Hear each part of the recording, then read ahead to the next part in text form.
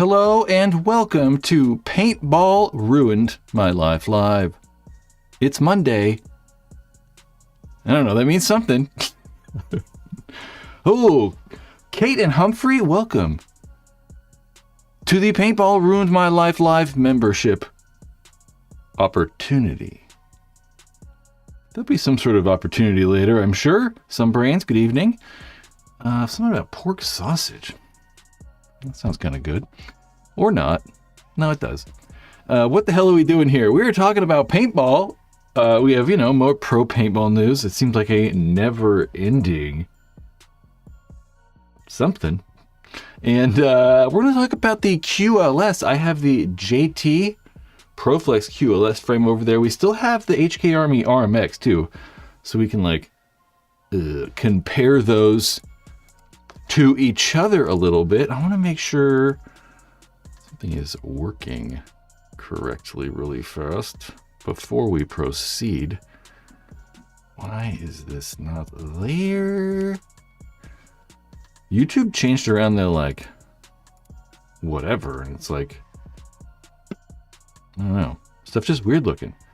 But as always, the best paintball store on earth. BFP gear, we're going to talk about this here in a little bit. The RMX. They have almost all of them in stock. They're out of black. You can see there's a little bit of a, X over that. They do have gray.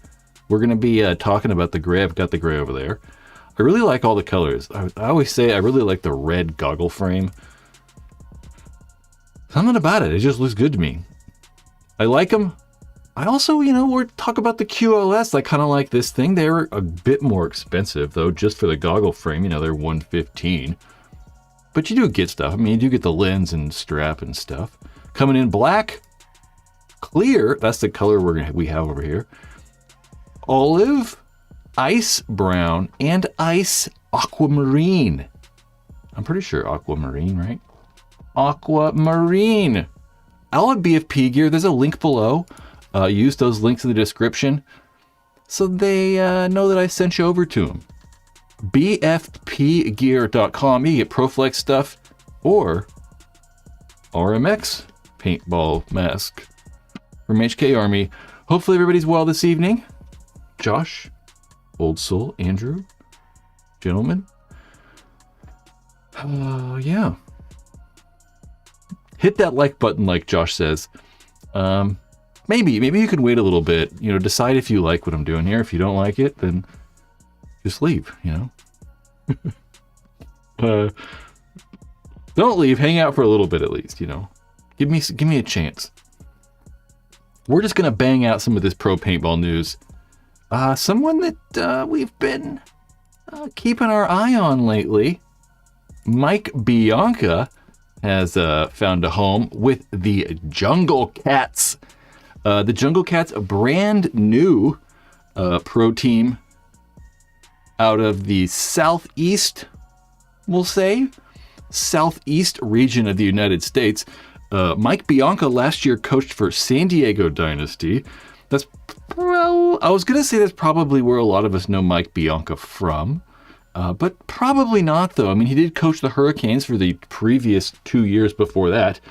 So 2022 to 2024, he coached the Hurricanes. The Hurricanes did a fantastic job. They were a brand new pro team, and I don't know, Mike Bianca probably helped with that success and tried to take that over to Dynasty last year, but did not work out. Dynasty had the worst season ever. I don't want to say it's all Mike Bianca's fault, if any of it is at all. It's got to be someone's fault, though.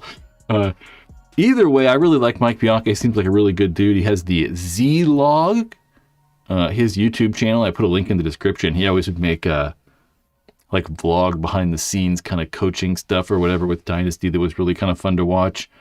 But now finding a home with the Jungle Cats, previously known as BR Factory. They won that semi-pro division last year, so making the jump up in the pro division. I really like their logo.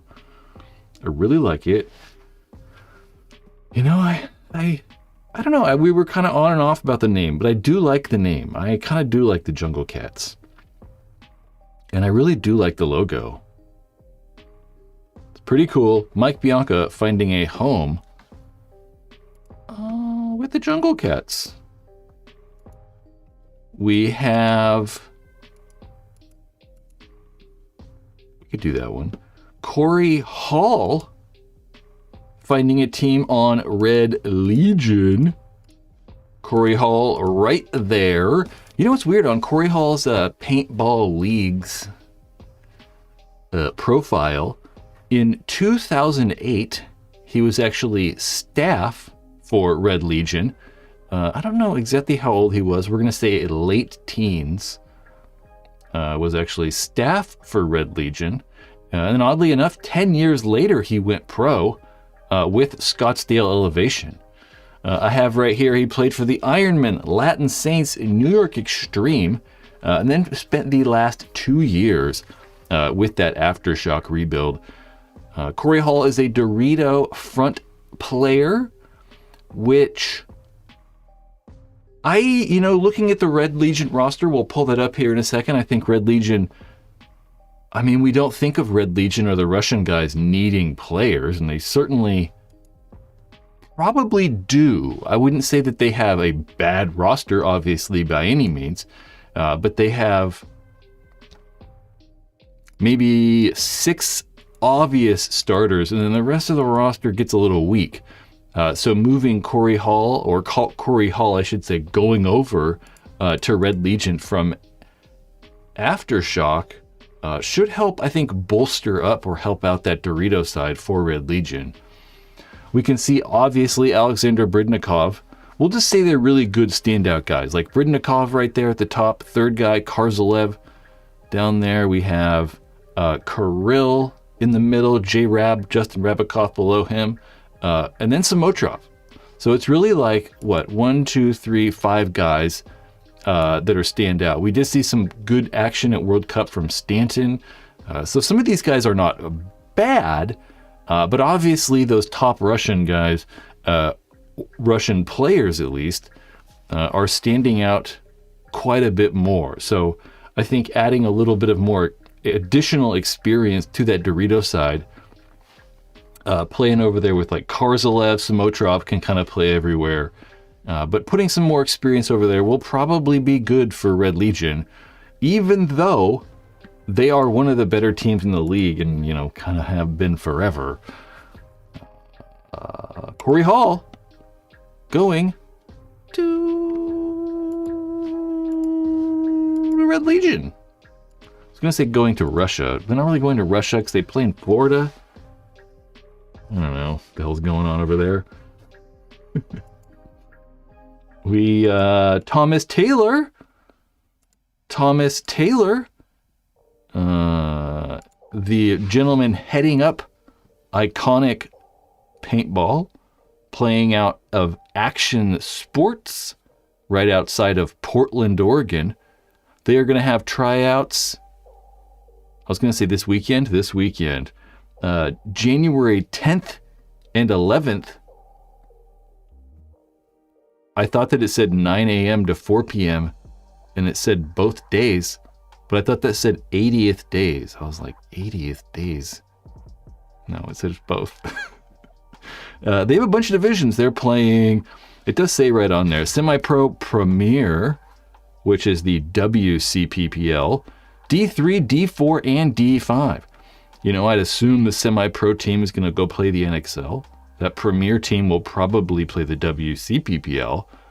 And then, D3, D4 might go play WC, and that D5 team will probably be local. It is $150, though, for tryouts.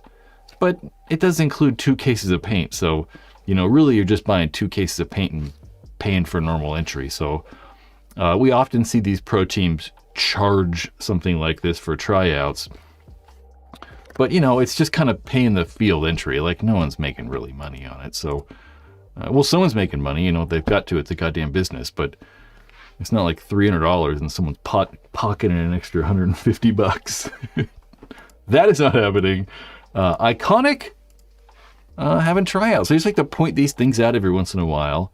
Especially with Thomas. Thomas is great. So we should all support, that or something. What are you guys doing? We got more stuff we can talk about. We'll see what the chat's doing.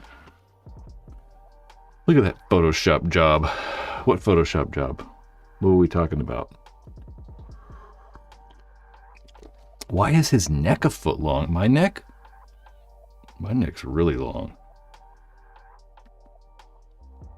We really stretch it out. This is probably how I should stand, actually. Can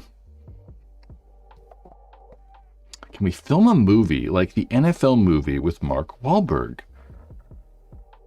I don't even know what that is. Oh, is that the movie where he like went and like tried out or something for the like Eagles? Right? Maybe that was Always Sunny in Philadelphia. I don't know. Man. Invincible. There we go. Just gonna drink a little coffee and then we'll move on.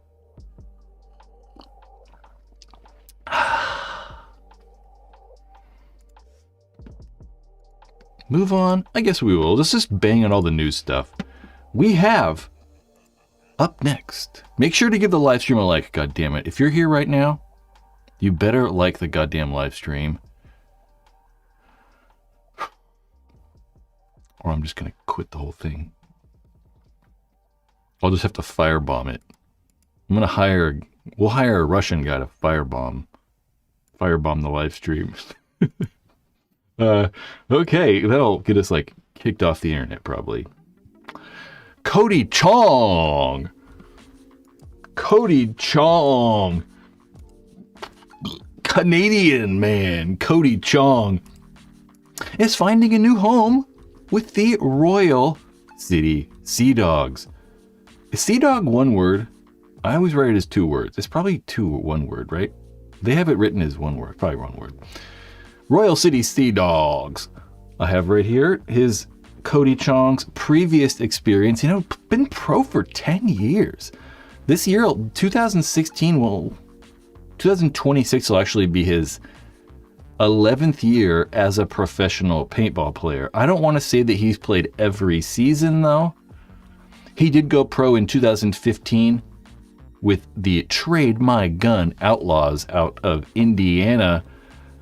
2015 and 2018, he played with them. And then he spent some time kind of drifting around, not really playing so many tournaments. He played for Infamous and Aftermath from 2018 to 2023. So there was 5 years there, but he only played 7 tournaments. He played, I think, 3 with Infamous and then played 4 more with Aftermath. But the last 2 years he's been committed to Aftermath and played all the tournaments.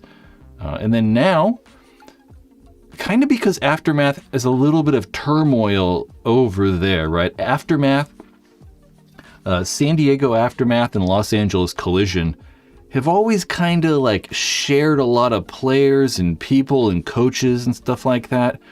And there's a lot of weird stuff happening, I just think, between those two teams. So it makes kind of sense that some of these people from Aftermath are finding different teams and it's getting a little weird. Cody Chong, one of those people from Aftermath, leaving and going to Royal City Sea Dogs. I shouldn't say one of, because there's not other people leaving Aftermath going to the Sea Dogs. There's just other people leaving Aftermath. Cody Chong going to the Sea Dogs. His dad also will be coaching the Royal City Sea Dogs. Dave Chong. He coached previously for a handful of other pro teams and kind of helped out. Makes sense. Canadians going to a Canadian team. What are you guys doing? We'll come back over here. You know what you guys should do is... Oh yeah, we got the top-down camera. Check out all the merch at the Paintball Ruined My Life store. Here are some of the headbands that are over there. We can even zoom in. I forgot I had this camera set up right now. All these stylish headbands that can be found in a link in the description. Each one of these things is $30 each. There's a 3-pack on there you can get for $75. There's barrel covers on there that match those designs. They're made of 100% denim, which means they're 100% cotton, so they're soft and, you know, they're just nice. They're not going to rip. I mean, I guess you could rip it, but not if you're just like this. Like, it's never going to break. It's never going to break. So, Paintball ruined my life headbands. Paintball ruined my life store. There's a link below. You know, think about it. Oh, we don't have anything else to talk about, though, so we're probably going to move on to this QLS in a second here.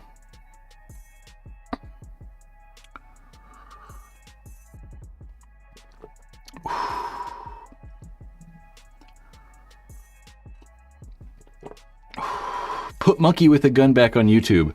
Yeah, you got to go over to the Major League Paintball Plus.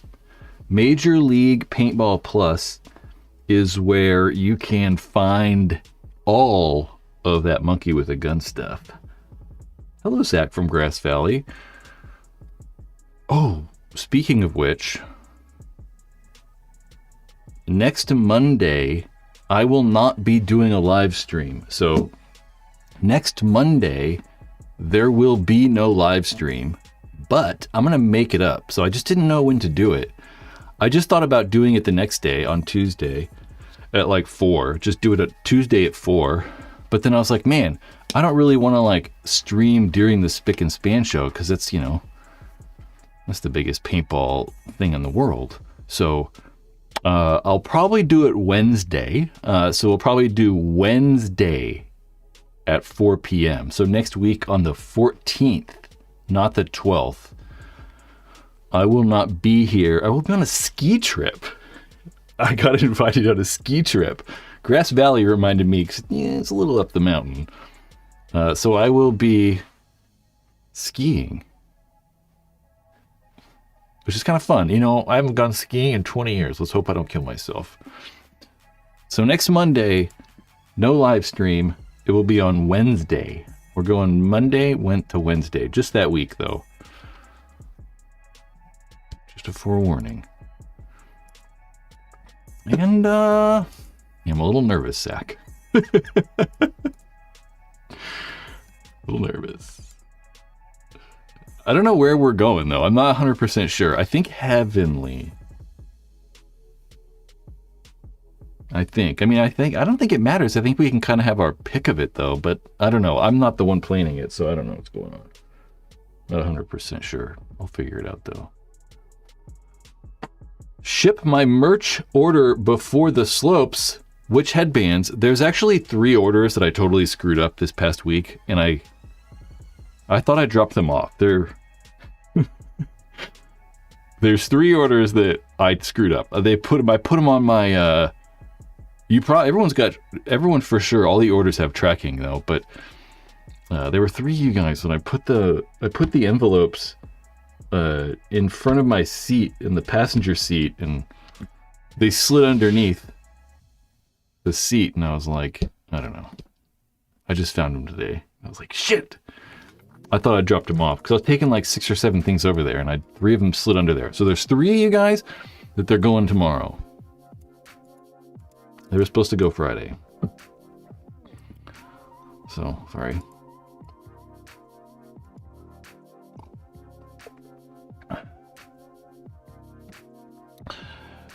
What are we talking about? Monologues. Watching people cuts around with no script and no monologue. I don't know what we're going on. Monologues. I used to know some monologues.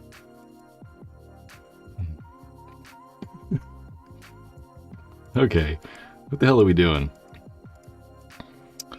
Let's, I don't know, let's talk about Proflexes. Let's talk about this QLS. The QLS, I don't know, I kind of have QLS versus RMX written on here, but I don't know. Let's just like do what we did last week. So last week we had the RMX here and just kind of took it apart, right? I got stuff everywhere. Let me move some of this. Just kind of took it apart, talked about it, and or whatever.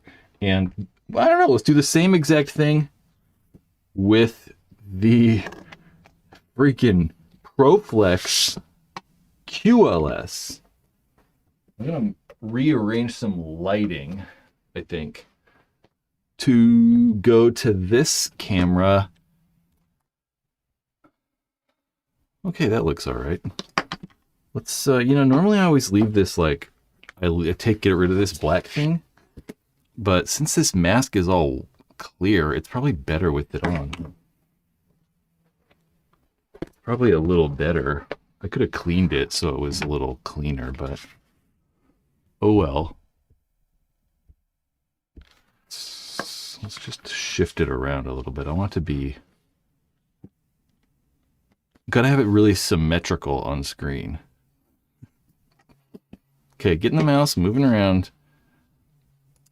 Yeah, so I've never taken one of these apart. I kind of did this on purpose. I'd never taken this apart. I didn't want to like practice a bunch and be like super efficient at it on here. So we just kind of want to see what it's like the first time doing this. And this is a really cool mask. Thank you, Mr. Dufort. He let me borrow this. That is that QLS clear frame right there. We have the clear Revo 2.0 bottom.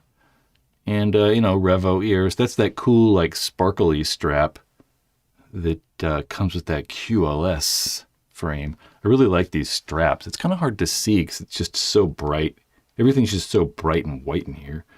But they look really cool. That glitter shows up a little bit better in person, I think.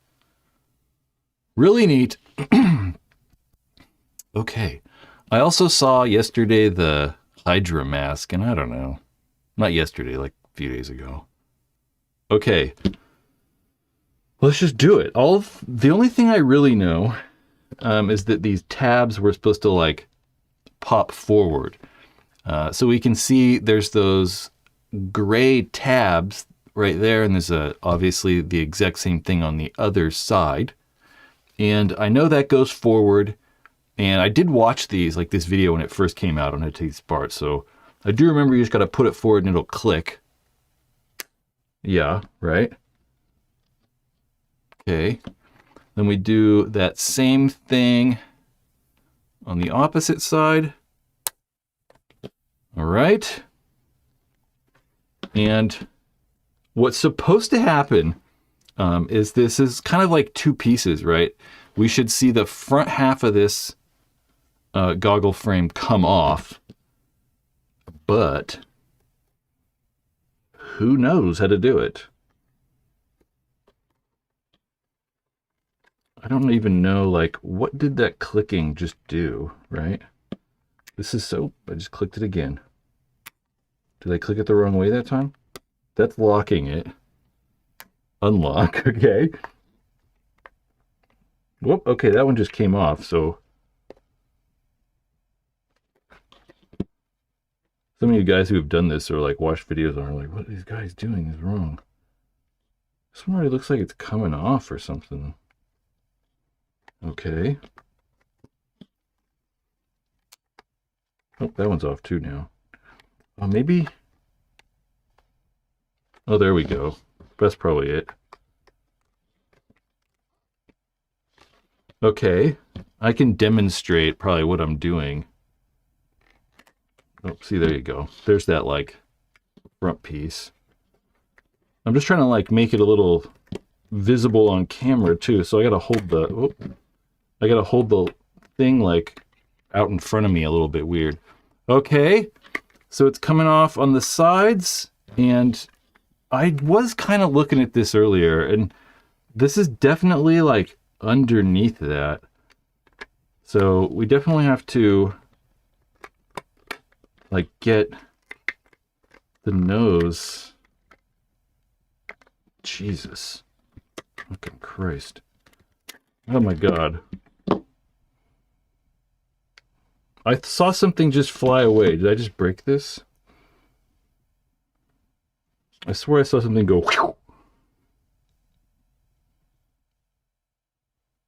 I don't think so. I mean, I wouldn't have broken anything there.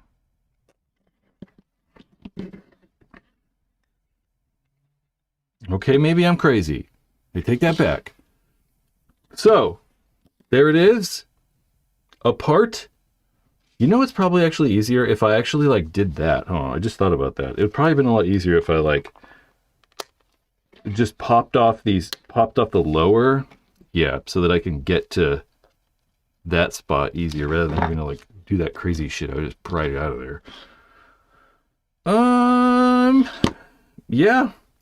The thing that I find weird, you know, is like the like goggle frame has always been like, you know, plastic like this or like, you know, softer rubber, and the outside of this thing is like polycarbonate or whatever. So I wonder a little bit, you know, I could see parts of these breaking, like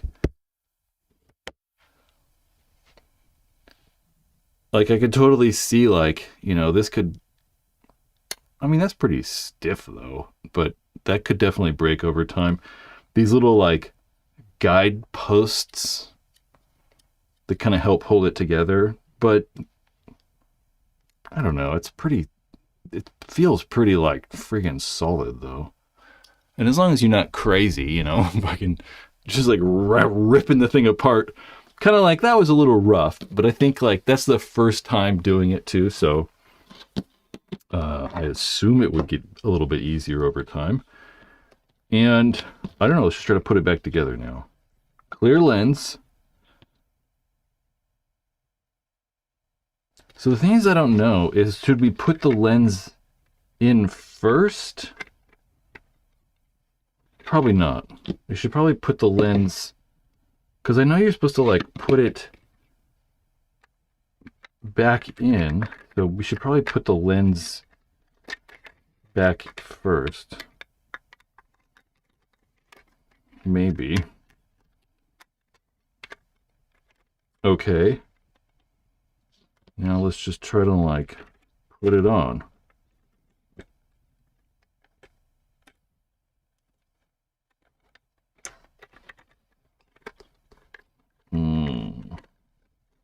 You know, let's put that post in first, because that's how we like clip the nose in first. Okay.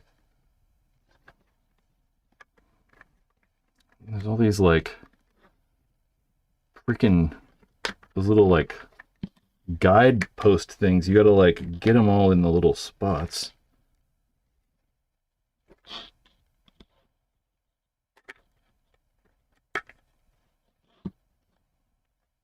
Oh my gosh.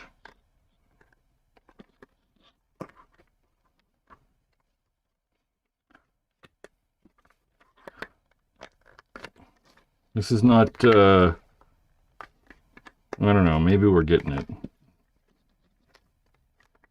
Damn, so you gotta like get this thing to go in that hole right there too. Like you gotta get that like post thing to go inside.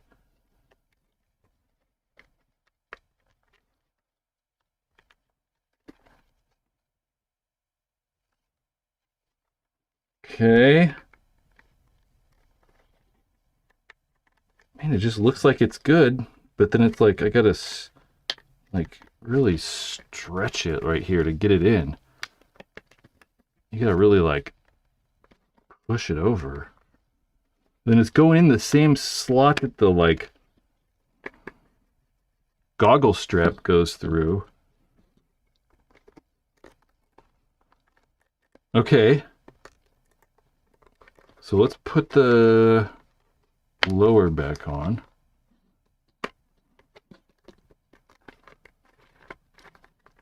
Okay. And then there's those clips on the inside. And man, it's so hard to show live like this because it's just like difficult. But there's like these clips, the way these clips work is there's, man, I'm trying to think about how it works. So you got to slide one of the clips through, and it like goes through and then locks over. I don't know. I can't describe that. It's so hard to describe. But you got to feed it through and then pull it back, and then you can hear that second like lock, which actually is kind of cool. How unlocked, locked. So that's kind of cool. I like that like actual feedback. You got to slide another one through and pull it back.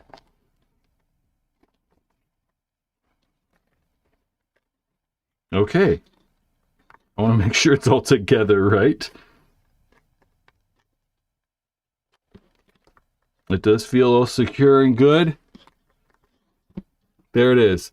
Yeah, I saw some of you guys were talking about the foam. There's definitely like that quick removable foam as well. Comes off easy. I don't know though. I mean, you can see how like it's these little tabs. They're called like Christmas tree tabs or Christmas tree hooks or some shit. I don't know. And they just push in there. And I just worry about those things kind of breaking and then the foam kind of not sitting consistently across or whatever. But I talked to a few people that have been playing with these since they kind of came out a few months ago, and nobody's had problems with them.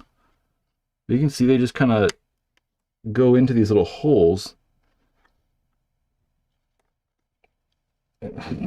Fucking Christ. But I just like smashed that one. So it is removable foam. I don't know. I don't know.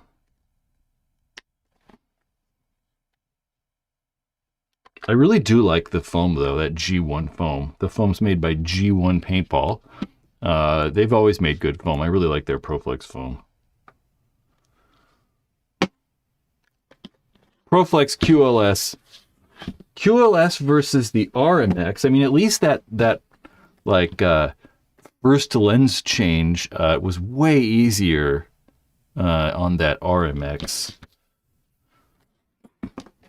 I have the Carbon Zero as well, and these things you push forward, rotate, strap comes off, push forward, rotate, strap comes off, and the lenses just kind of push out the front, you know? That's way easier. That's yeah, that's way easier than these than the RMX as well. Way easier to take that lens out, you know. Obviously, I've done that a handful of times. But you know, look at that, it's just like goes in. I mean, it's so much better. It shouldn't be like dramatically like surprising that it's better than the Prolex, mainly because that Prolex, you know, it really was never designed to be... Which way do I do it? Do I do that way? Yep. The quick change lens. So that's way easier. The Carbon Zero to change that lens. Let's just show you guys. Whoever wasn't here last week, we can take apart. We'll do the... That's true. Now that I've done this, you know, we did this last week. It's also pretty easy. But you got to kind of like get it out of this fucking area. These like also slot in. It like slots into the nose right here. So you got to kind of get it into that channel, which I don't know, is kind of annoying.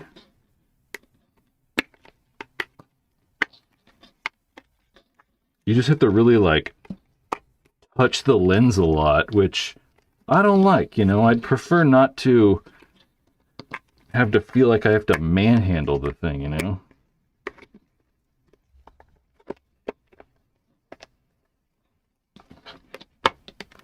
Okay. There we go. So RMX, way better, or way easier, I should say, than Prolex, but I did not get this lined up right.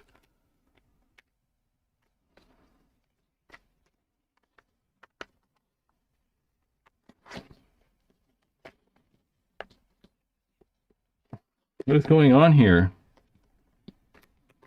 Okay.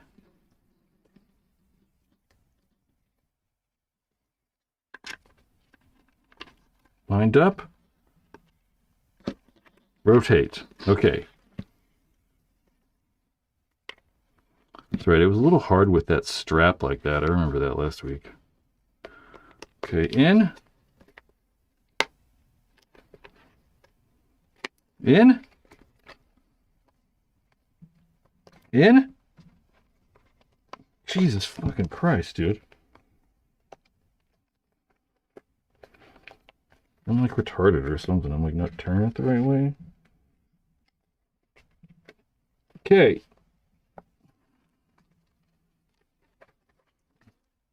Like seriously.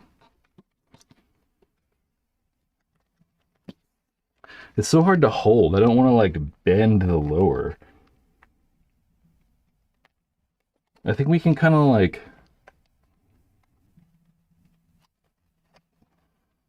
Okay. But I have it all screwed up. That's why. This is all my fault. I'm trying to do this so fast. This is not an HK Army mask fault. This is me like trying to like freaking break new speed records or something. Okay, there we go. I had the thing all screwed up and turned over. So it wasn't that hard, maybe. Definitely that was easier. That was definitely harder. I don't know, is this easier? That's definitely easier than taking your whole Prolex mask apart, right? Because to change the lens, you know, on a regular Prolex, you really need to take everything off of it because these are so... The original Prolex frame is such a pain in the ass. There are your paintball masks. Who's got mask questions? Do you use your tool for manhandling? I use another guy's tool for that.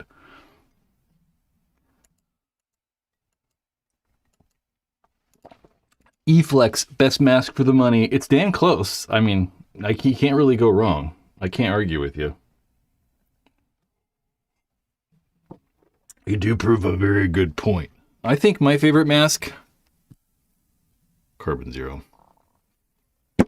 But I really like the way that the HK masks look. I really like that RMX.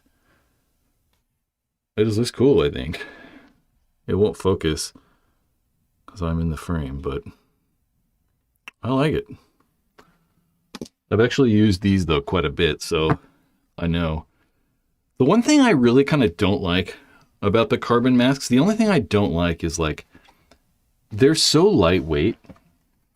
Like, they're so lightweight. Let's switch back to this camera. They're so lightweight that, you know, the rubber is really thin on the sides. I mean, you can kind of just see that, like, it's thin. I mean, it's quite a bit thinner than, like, you're going to see on, like, the Prolex. It's just a lot thicker. I mean, the rubber is, like, twice as thick. I mean, these Revo ones are slightly thicker, too, but it's just a thicker material. And maybe the same could be said, these are a little thicker, too. My only problem is they're so lightweight and such like a minimal kind of mask that I worry I'm gonna like break it because it feels so lightweight and I don't know, just kind of delicate in a way. But I don't know if it is delicate, you know, like I don't know. I've been using it and I don't really take care of my stuff at all. I'm throwing stuff around and doing whatever and not a single problem with it ever. So it just kind of feels a little more delicate because it's so like lightweight. But that's, you know, one of the reasons I actually like it too. So that's probably like my only complaint with like the carbon masks. But all these masks, you do kind of have to be a little bit safe with, you know, because that lower bottom that's all rubbery, you kind of just gotta, you know, make sure that they're maybe sitting upside down or, you know, sitting perfect, and you're not gonna like bend the crap out of it. So yeah, let's turn this light off. The QLS. What I don't like about the carbon mask, it is ugly. That's okay. I can see that.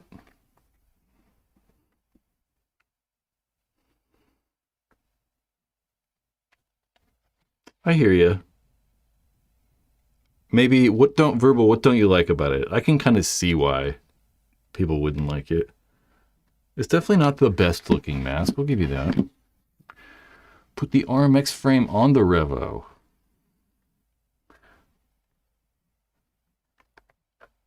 Nope. I thought about it, but I gotta take the whole, you know, we gotta take the ears off, and like I gotta do all that stuff then. And I don't know how to do it at all. And I don't want to just sit here and take all these masks apart, you know. It's not the most exciting thing, I think, for people. Maybe.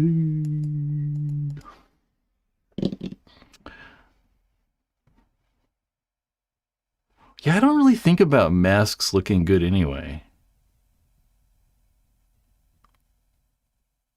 I don't know. What's the best looking mask?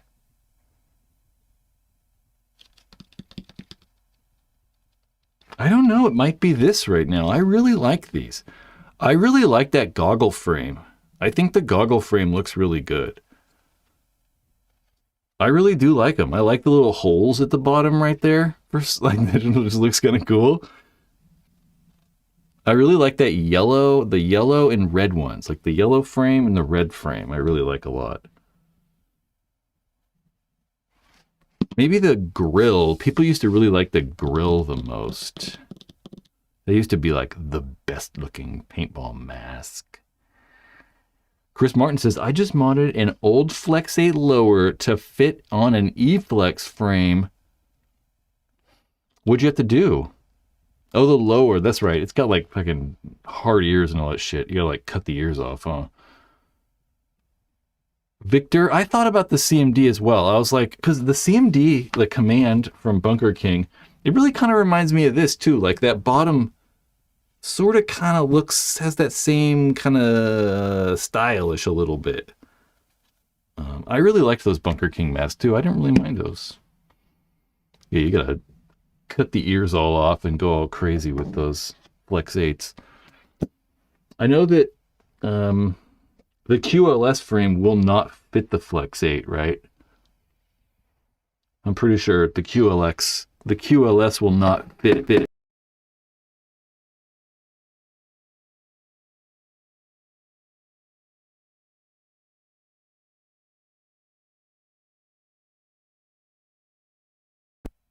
A little bit of a malfunction. There we go.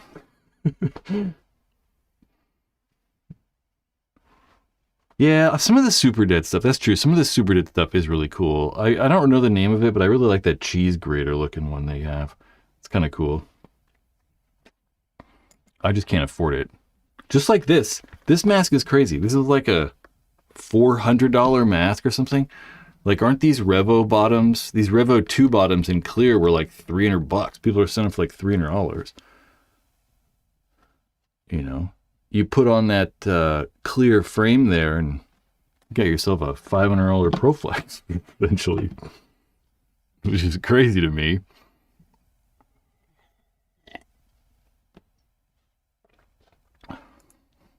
What else do we have to talk about? Not much. Apparently, Sergey left Red Legion.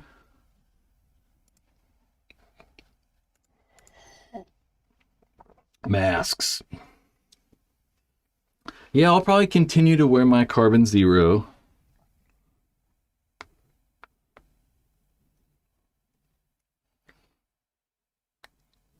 Yeah, I just think they're comfortable, so I like it. EVS, Empire EVS are my favorite limited edition themes, as well as the Damage Skulls pattern. I don't know that one. I think about Damage. I'm like, Damage, the paintball team? USXBL is going to Florida. We talked about that. I don't know. I'm not, obviously it's local, so I don't really know what's going on in Florida. Florida is the MVPS, right? No. Is Florida the MVPS? Help me out in the chat. What is the big Florida league? If it's not MVPS is Minnesota, no? Or like the USXBL. I don't know. The USXBL going over to Florida is interesting. We know Mike Hinman bought the MVPS, and now, okay, the MVPS is it then, okay. I was thinking it's like Midwest. I think I get them in the MSXL confused, like the Mid-South X-Ball League or whatever. So I do, for sure, Mike Hinman, the owner of the WCPPL, purchased the USXBL a couple years ago, and from what I've heard, kind of helped make it even better. The USXBL was, I want to say, the biggest league in Texas for quite a while, and then right at the end of the past owners, it wasn't as good, but Mike Hinman's able to kind of like turn the thing around. And Verbal, I don't know, I'm with you, kind of.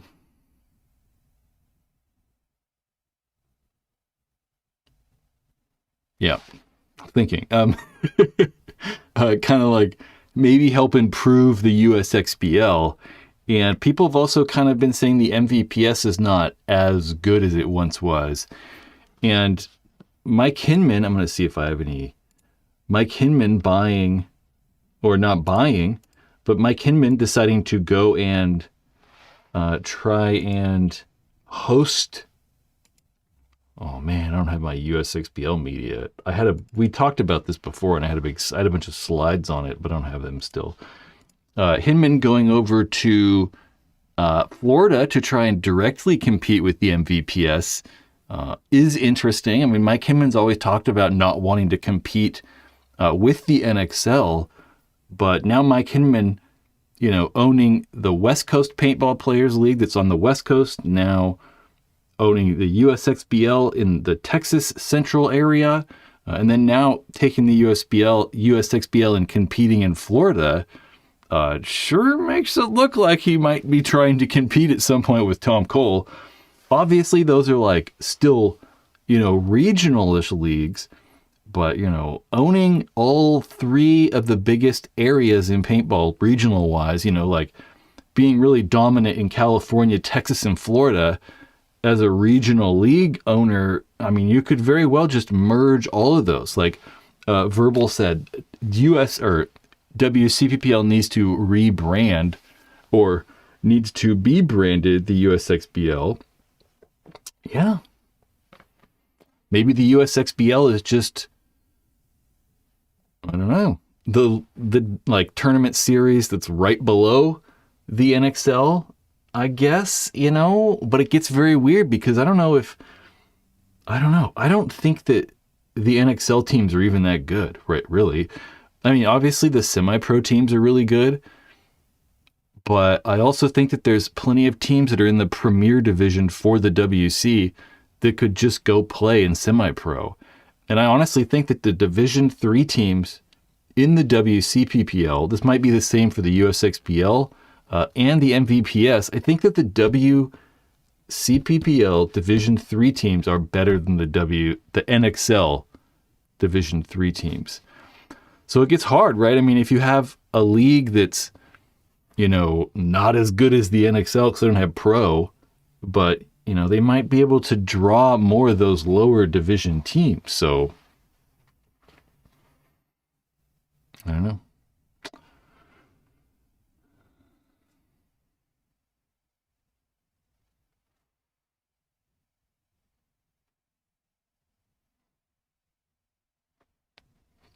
I'm reading comments really fast.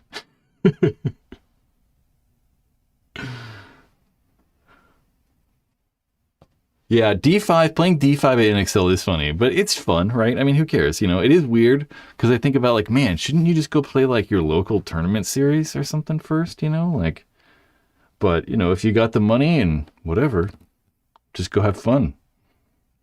You know, I would have been scared, you know, if I was D5 to go play a national event, but I don't know. Why not? For sure. So who knows what Hinman's going to do? I mean, you know, I believe him when he says he doesn't want to like compete with the NXL. I got no reason not to, but I don't know. What I really want to happen in sports in America is I really, really, really want like Major League Baseball to like, I don't know, like redo their like AAA system and like redo everything. So I want Major League Baseball to bring relegation to Major League Baseball.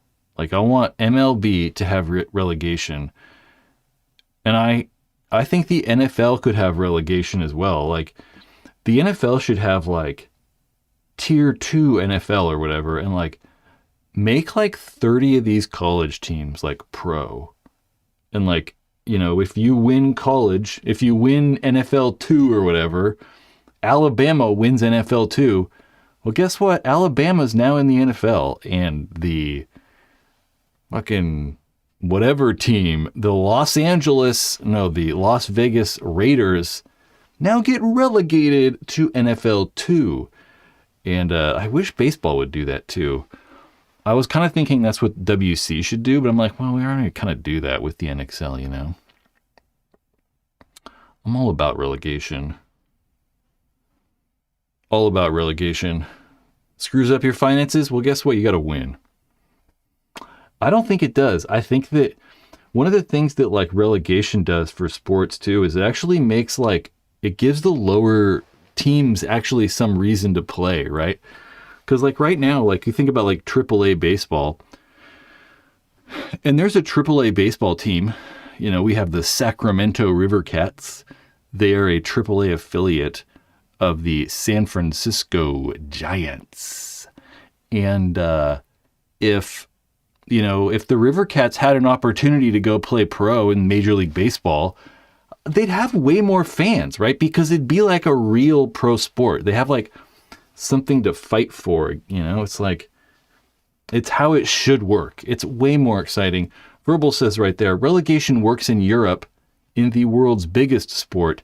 And that's also why you have like lots and lots of these soccer teams, right? Like in England, there's like 80 pro teams. There's like 80 professional soccer teams. And there's more than that. There's way more than 80.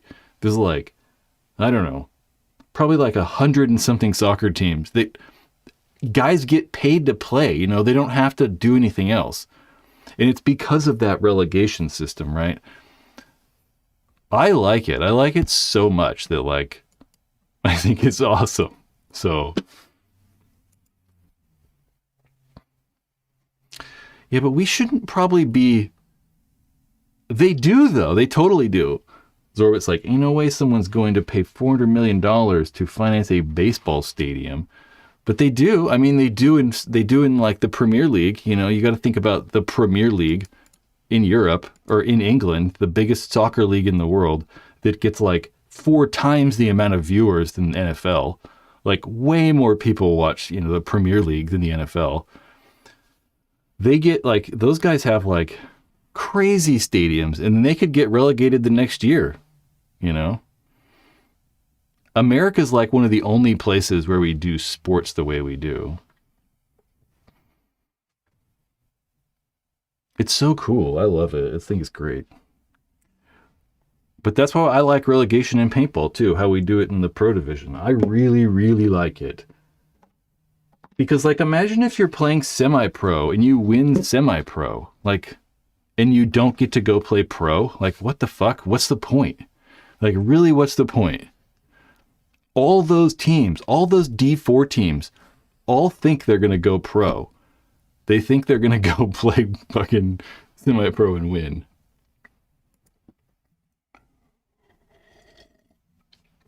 It would be very hard to switch to do this system in the United States, though. It'd be crazy. Because none of the owners would want it. You know, like, if I was an owner of an NFL team, I'd be like, no. You know? Of course they're not going to want to do it. Those teams make money, they lose and they make money. I like it. The new Chief Stadium being paid for by public. It is, just like Sacramento. Like, who do you think paid for the Golden One Arena we got built here like 10 years ago? Tax dollars. That kind of shit's crazy. I know the new Buffalo Stadium. I was like so excited about. I'm like, one of the things that I really hope we don't lose in football, like American gridiron football, is outside. You know, like, I hate all these indoor stadiums. I can't stand them. So I'm really happy that Buffalo's new stadium is outdoors still. Although it is like more concealed, so it won't be maybe as cool, but I don't know. All about relegation. I really like relegation. I mean, at some point, the college football stuff, just think about how big college football is, you know? There's so many crazy college football teams, and it's because they have like a local team. I'd love to have like, you know, pro NFL teams all over the place. There's like 70 NFL teams. Oh, the Green Bay Dome would be cool. Yeah, you can't do it. You just can't do it. Like, I don't want like Chicago to be inside and stuff like that.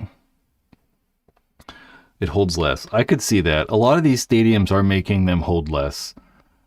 It's because I think they can sell like rich people more experiences, right? It's like, so we can have a stadium with like 70,000 or whatever. I don't even know. 60,000? Like the 49ers, when they moved to their new stadium, it held like 10% less people or something. But they probably make 20% more money because they get rid of 10% of those cheap seats and then just build a bunch of crazy ass things they can charge 20 grand for. So there's just too many rich people. So they just cut out all the poor people, get rid of those poor people's seats so we can start charging the shit out of people.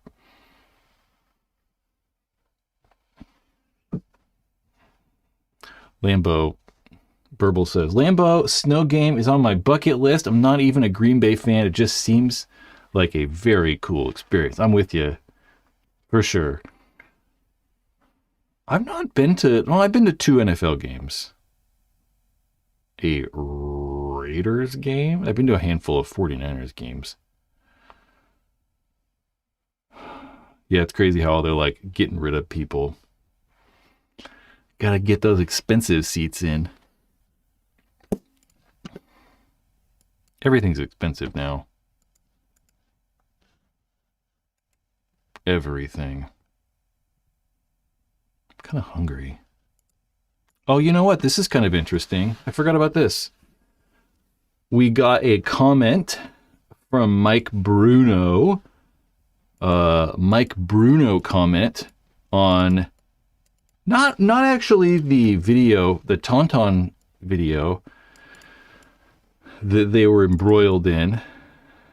So this is about the Tauntaun Aftershock. You guys probably watched that. This is from oh man, you're not gonna be able to read that. I don't know. Maybe you guys can read it if you want. I'll scroll up. This is from Facebook on a Instagram reel. We should say Fabrice is one of like the original Tauntaun guys.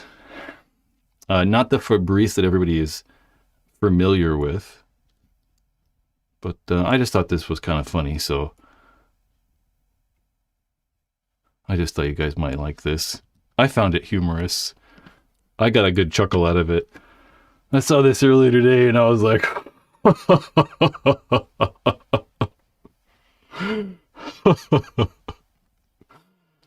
so we'll just leave that there. I was like, fucking shit, baby.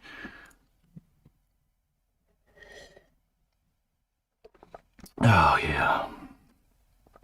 You know, I contacted him to see if he wanted to, like, you know, give me some info on the whatever, but I never heard back from him. Oh. I think it's funny. He said, for political reasons, or he said, like, I don't know, something about some coach that, like, he couldn't find, so. Commando paintball. Yeah, there's been a handful of, like, paintball guys, or a handful of, like, paintball teams that have, I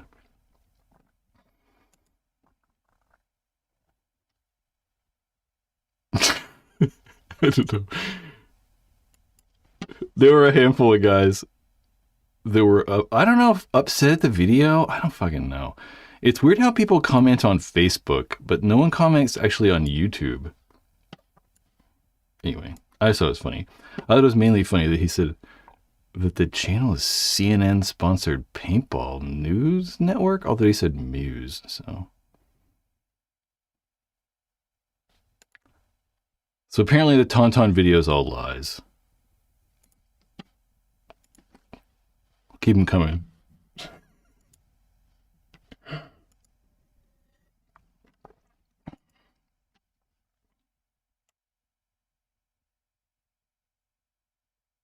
Oh, interesting.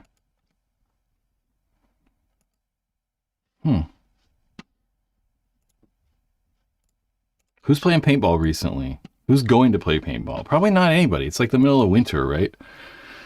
So, not a lot of us.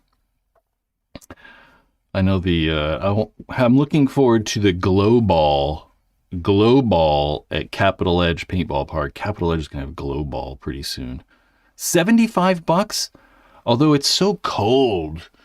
I don't want to like play. It's 5 to 10 o'clock in like 2 weeks. And it's like, man, it's going to be cold. Yeah, it's 20 degrees. Mike says he's in Wisconsin or Wisco. I'm going to go with that's Wisconsin. Because I thought of Frisco, Texas for a second.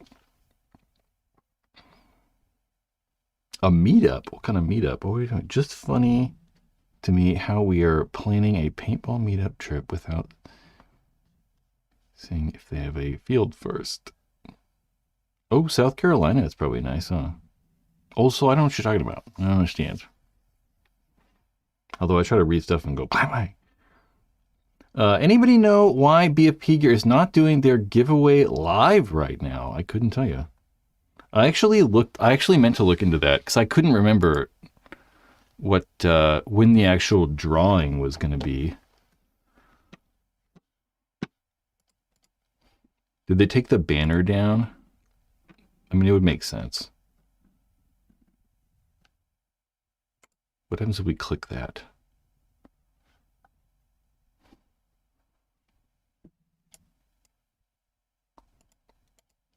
Because was the drawing today? That's what I meant to look up. I meant to look up that earlier. It didn't say when the drawing is there. I don't know. Where are they actually doing the drawing to? I don't actually know where where you're supposed to look at. Like Facebook or Instagram or YouTube?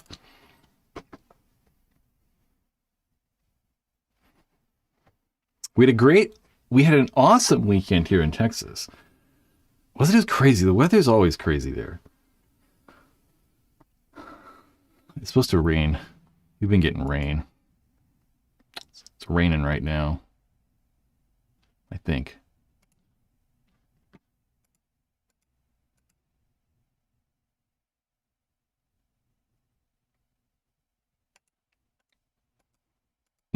Also, okay.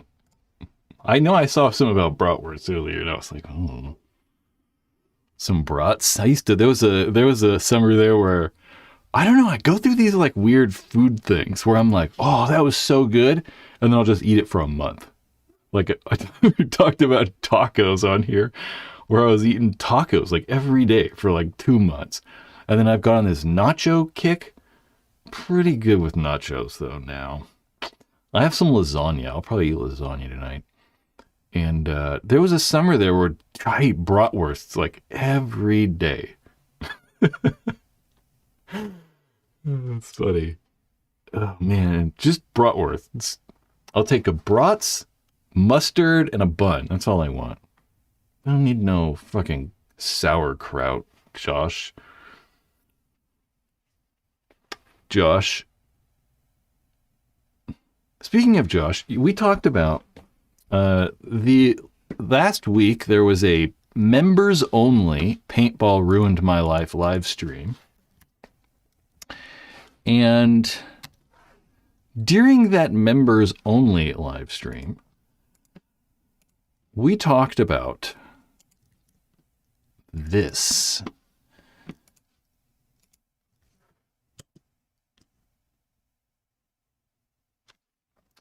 This is a map of the Sacramento going from Redding, California, which, you know, Redding's just such a cool little town. Really like Redding. Down here, though, we have Anderson, and this is where CCM, or Chipley Design, Chipley Machine, or whatever, you know, CCM, the paintball company, not the hockey company. But I want to take a kayak all the way down this. All the way down. It's like 400 miles. It's like 300 and something, I think. And I think it would be really fun to take a kayak down this. I want to try to do it this summer. I don't have any equipment to do it. I mean, I need like camping stuff. I don't need camping stuff, sorry. Because I try to like maybe camp half the time and maybe hotel half the time or something like that. Because there are a lot of little like, you know, little towns and stuff like this where you can just like kind of hop out of the water and go and grab like a cocktail at the whatever. So we kind of camp half the time, but I need to get a boat and I need a kayak, and I need like, you know, a paddle and like a personal flotation device and like, you know, that stuff. But I think that'd be really fun. That's going to take about a week. That's my goal this summer.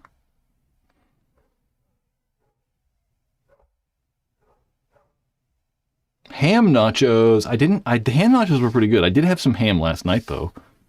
Some leftover Christmas food. Yes.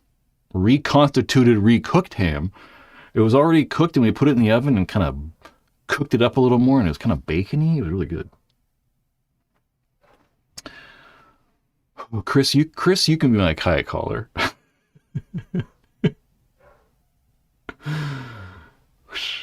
Yeah, it would be cool. It's very long, and I've never done anything like it before in my life.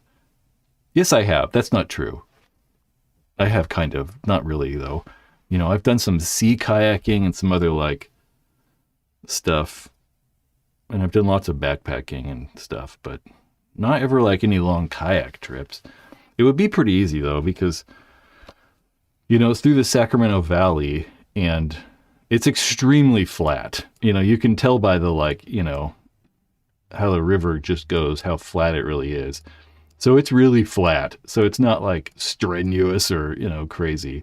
It's a river, so most rivers are kind of flat, but there's no like rapids or, you know, there's nothing crazy. It's just like, just going along, you know. The river's always like the same. There's all these little like cool little like communities that would just be really cool to like stop at, I think, and like grab lunch or something. It's very farm intensive. This is where all your food comes from. Like, all here. But it's cool up here, because up here it's all BLM land. So it's like a little more wild out in here. A little teeny stretch right here. It's about 20 minutes anyway. I think it's, I don't know. I think I'd probably try to do 25 a day. How long did I say it was? I'm not even sure how long it is. I think I said 300 miles, but that's not right. I know that I worked it out to be about 25 a day. So I think it's about 180 miles, really. Yeah. So 50 a day would be nuts. Yeah, I'm not doing that. I think I would do about 25. There's some other guy that did a similar trip, and it took him 9 days, but he went all the way to the Bay Area. He went all the way out to the ocean almost. So his was quite a bit further, and he was doing more miles. And I'm fine with going slow. I'm not trying to, like, set a record. Yeah. New York sucks right now for outdoor speedball. It always kind of has, right? Has it not ever?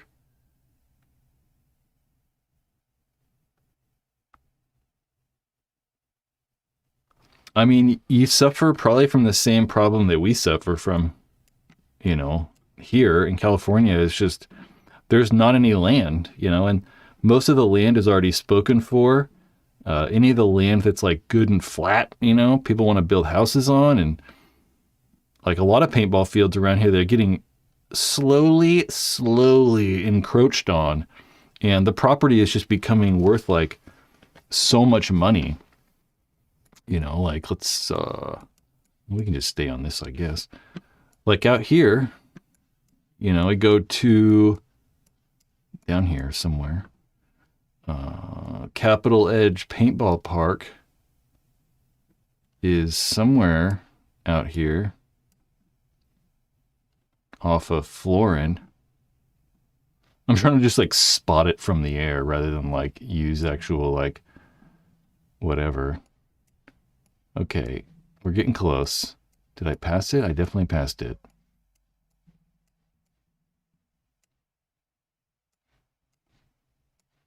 Where the hell is the field at? Am I insane right now? So, Capital Edge is on Florin Road, right? I definitely just passed it. There it is. Capital Edge Paintball Park. So this is where I go play most of the time. And you can find me hanging out right there underneath that shed, underneath this. This is like our own private area. No one goes over here. I hang out by myself over here. Everybody's either like here in the staging area or they come over here. You can find me hanging out over here. Anyway, yeah, like when the field opened, these houses weren't there. These houses didn't exist when the field opened. They built all this. They're building all this out, and like they're building more shit over here. They're building that out. Like all this property right here, this like area right here is all for sale for housing. So, Capital Edge, it's going to be very difficult at some point when they're like, oh, we'll give you $20 million for your land or some crazy shit for this plot right here to build houses on.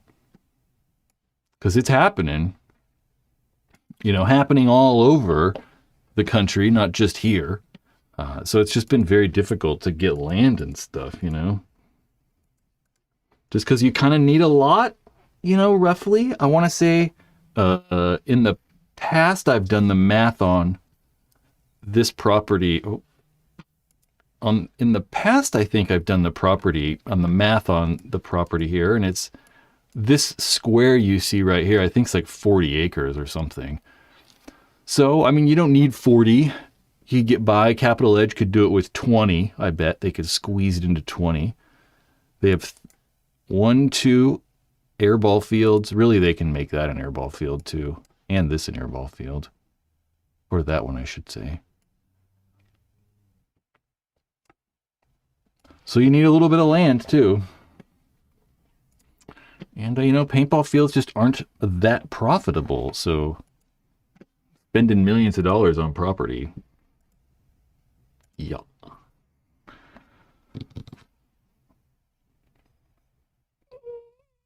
They have a couple local leagues from Buffalo to Syracuse region. The ADK, what is the ADK? Adirondack region? Doesn't have much. I heard of one place, but haven't made it over there on occasion. Definitely no big parks like Capitol Edge. Yeah.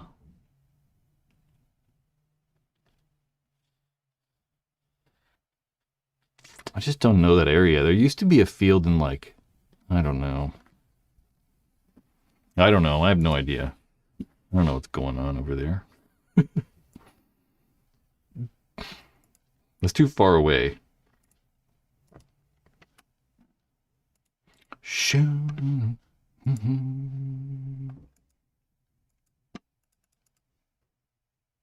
So you know, I have more mask stuff. I don't know. I don't know what they'll talk about with masks really anymore.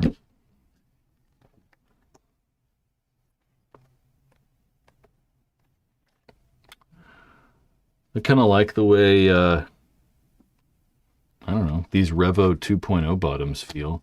Although they look kind of yellow in this lighting, don't they? Just a little bit. They're not, though. But there's no question that the goggle frame's clearer. It's made of polycarbonate. Have I ever played at SC Village? Not in a very long time. I mean, I went to SC Village like, I don't know, I probably been to SC Village in, I don't know, maybe I went there in like 2012. So maybe a long time ago, 13 years ago or something. It does not feel that long ago. But it is, I guess. Yeah, I went to SC Village and it wasn't as cool. They've definitely done a better job now. I mean, it was like the place to go for 20 years. And when I went there, it wasn't as nice, but definitely over the past few years, they've made it better. Or something like that. What some brain says. Paintball always had the land problem. NXL needed to buy sites. I wish they would. No long-term plans that make real sense. Although I don't know about the buying sites either, though. I mean, it'd be cool, right, if they could just invest the money. But I actually like the idea of going different places all the time. You know, like if the NXL like bought a spot in Texas or something, and like we always went to Texas over and over, it'd be like, I don't know. It's just kind of lame. Like, I don't want to do that. Like, I'd rather go to like new places than go to like Texas over and over. You know, it's like when I'm looking at these tournaments as a person that doesn't go to all of them or any of them, you know, if ever I'm looking at going, I'm like, oh, where would be a cool place to go? You know, and I don't look at Dallas and like think Dallas would be cool, you know? So just having interesting, unique places or like destinations, I think makes it way more exciting. I don't know if they have what they're doing with the Philly. I have no idea. I don't know.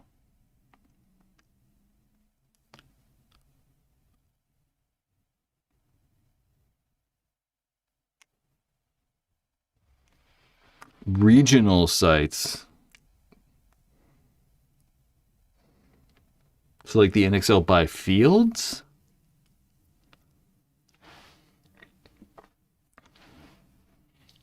I don't know. Texas does always flood. It is kind of no, not the greatest weather. Where are here are your NXL dates coming up? I was like, when are they going to Texas? I knew they moved it around. September 17th through the 20th. You know, like I'd like to go to Delaware. You know, I'd rather go to Delaware than like Tampa. I mean, I kind of like Florida though. Tampa, Delaware, Ohio, Garland, Texas. Going to Delaware. I'm in Delaware.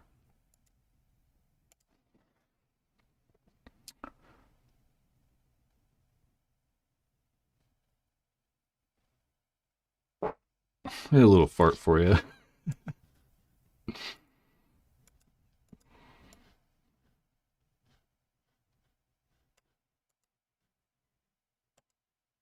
Let's look at this thing.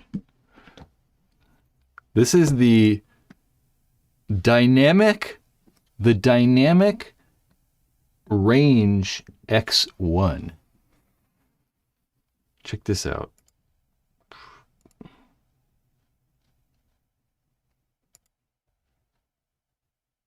Okay, never mind.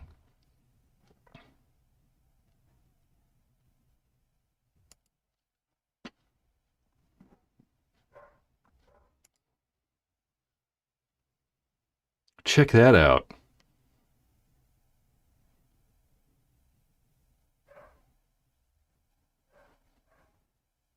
Isn't that cool? That's what we all need. Boop, boop, boop, doot. It'd be kind of cool for like, I don't know, you could like mount it behind a bunker or something. You could like come out and you could do snap shooting with it.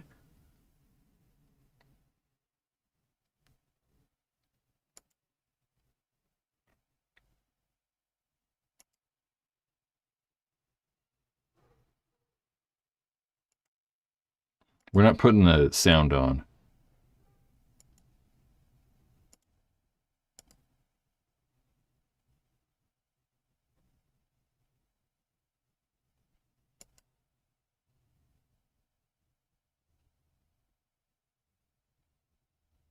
It's cool. Someone could for sure use that. There's some sort of paintball player out there that's like, oh, wow. It's like, perfect. Yeah. Imagine having to shoot that for your CCW. I could do it. And run while I'm running. You know, I would like to go shooting. That would be kind of fun. I saw Eric, wherever Eric's at. I saw Eric went to the range like a couple weeks ago or something. I would like to go shooting. I don't really want a CCW though. I'll just carry it on my chest out in the open. I'm not going to conceal it. I really liked, man, we used to go, I mean, across the street from the paintball store, there was an indoor gun range called, I think it was just called the gun range, right? And they like rented like all kinds of crazy guns there. You know, I don't know. I've never shot clay targets. That would be really fun though. I'd do that. That would be really fun. I've always just like, yeah, I've always just shot like targets. I've never been to a gun range even. I don't think I've ever been to a gun range. I've always just been out in the woods or whatever. You know? Barking spiders. That's funny.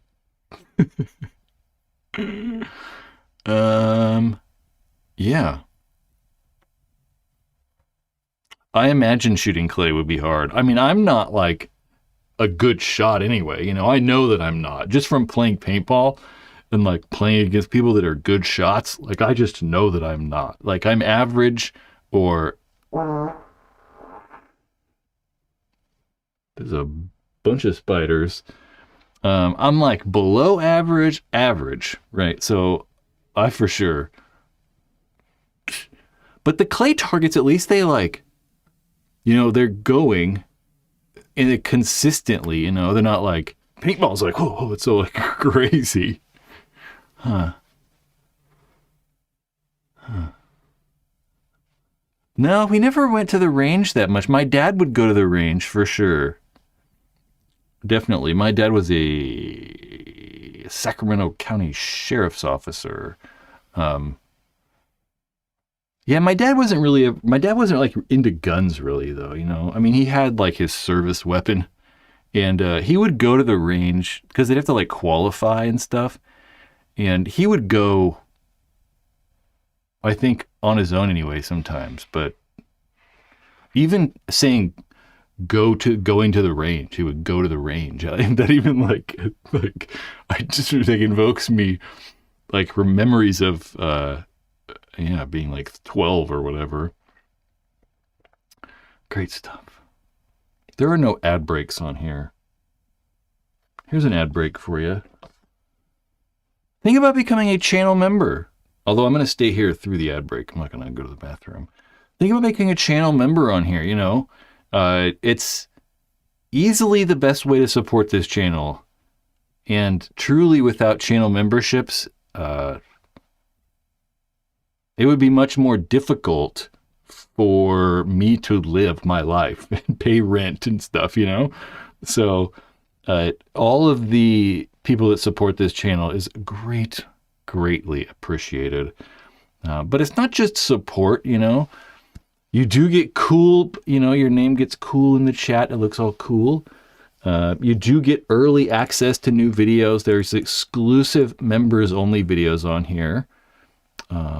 Quite a few. And then people have liked the debrief series where I kind of do director commentary on the newest video release. You get 20% off the merch store, members only live streams. Last week we had a members only live stream. And yeah. Think about becoming a member here on the Paintball Ruined My Life channels. You get access to giveaways. We were supposed to do a giveaway this week. I totally remembered. Giveaways, yeah, random impromptu giveaways. Channel member, how come yours says $9.99 and mine says $12.99? That's because Apple is literally taking 30%. So anything you ever buy through an Apple phone, they want 30%. So if you're in your browser, it'll say $10. Just like if you ever sign up for Major League Paintball, if you do it on the app, it's going to cost 30% more than if you just do it through Major League Paintball's website. So that's a bullshit Apple thing. I hate it.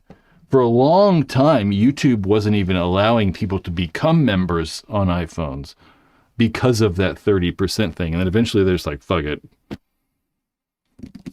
30%. There's a bunch of lawsuits actually happening currently about that 30%.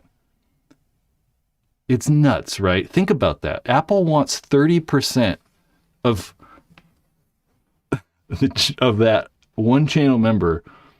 30%. So that's the same amount that YouTube takes. So when people become channel members, I think that it's a 40-60 split. So, you know, at $10, I get $6 and YouTube takes $4 of it. But then Apple wants 30% for some reason. Crazy. I don't know if it's good for if you get income from the Apple store, because Apple just takes all that money. It would be better if they didn't charge those fees. Cole, with that super chat. Cole is a channel member.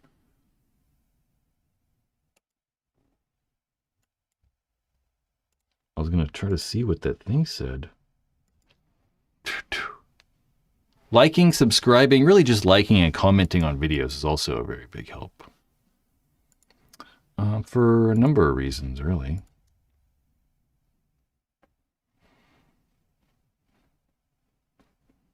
They do need that money for R&D. They got trillions in the bank. They make good products. I'm not like hating on Apple. That 30% is crazy though, you know. It really is kind of weird. Like I get it in some situations, but like think about that channel member thing. Like why does Apple just think they deserve $3 from that? Like I don't know. It's weird.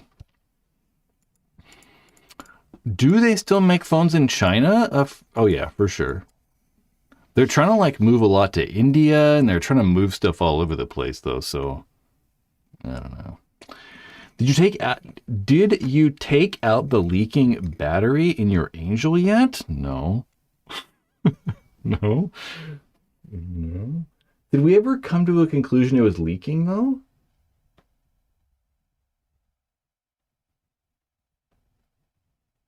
Did we? I don't remember. Did we pick like...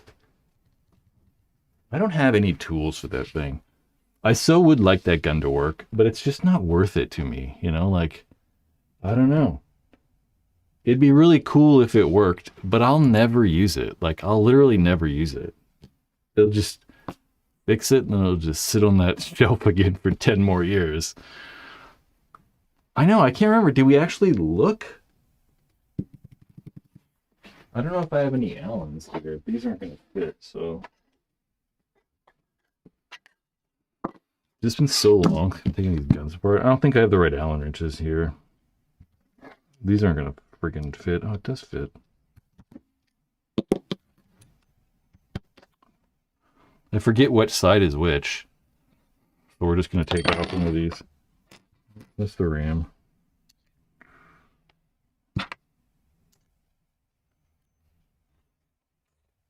God, dude, these guns are made really well, though.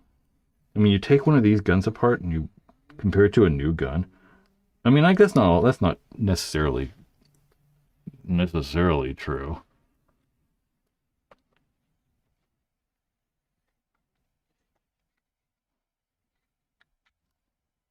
Yep. And that's what you'd call corrosion. Definitely bad. Yeah, we probably got to hammer it out, I bet. It's probably really in there. I mean, look at the like plug is all wacky too. I mean, it's not that surprising. It's not so surprising. I mean, the battery's been in there forever, so. Pew pew.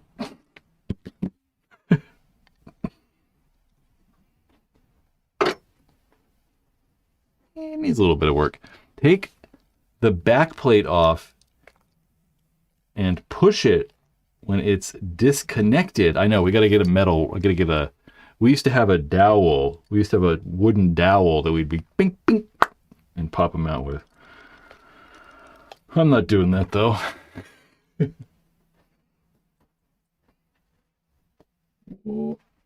Where'd my little stand go? There it is.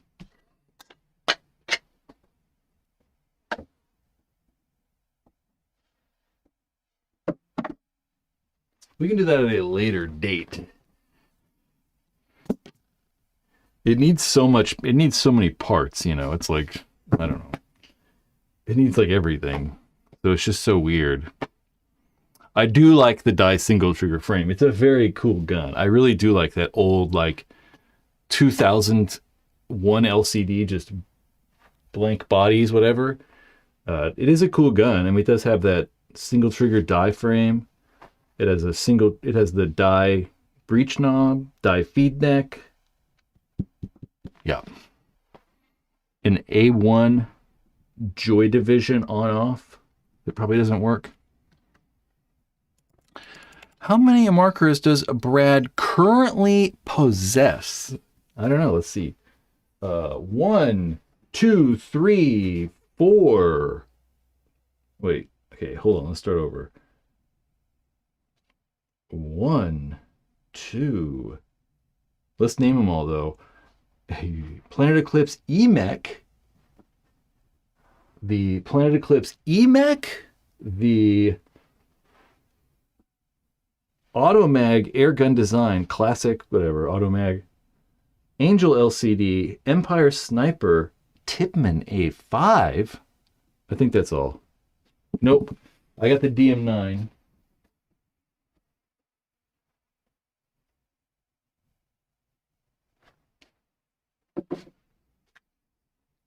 Look at that bad boy right there.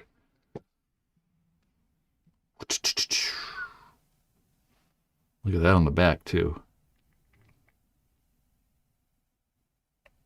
It'll focus.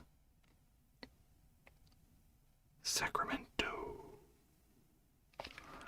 Pew pew. I'm not 100% sure. I don't know if this gun has ever been used. I think we can't show the trigger frame, though. We can show the trigger frame, but you got to do it in stages. See this trigger frame. You got to confuse the AI. You got to confuse the machine vision. Automag. I do want to use this. I do want to use that. Friend Bobby gave me that. Thank you, Bobby. And I just got to get stuff for it. I really do want to use it. I need to get an on-off. An on-off. And then probably stainless steel hose. I'll probably put stainless steel hose on it. Yeah. Who knows? I've gotten kicked offline maybe twice for guns. Something like that.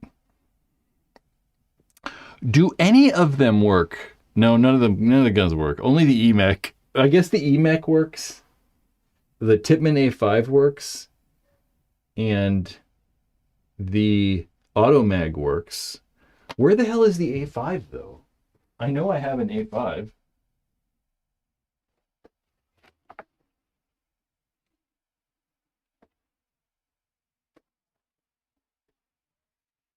I don't know. I've got one. I know I have one around here. I thought it was over here. It could be. Oh, here it is.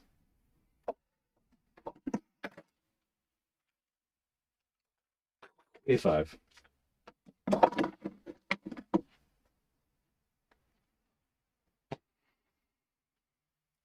A5. The QLS don't fit. Sorry.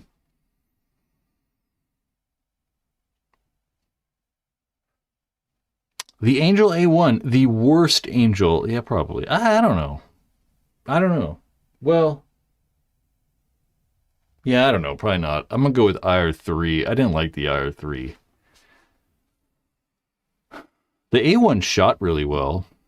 It just like, there were problems with the release. I mean, they had all kinds of problems, so.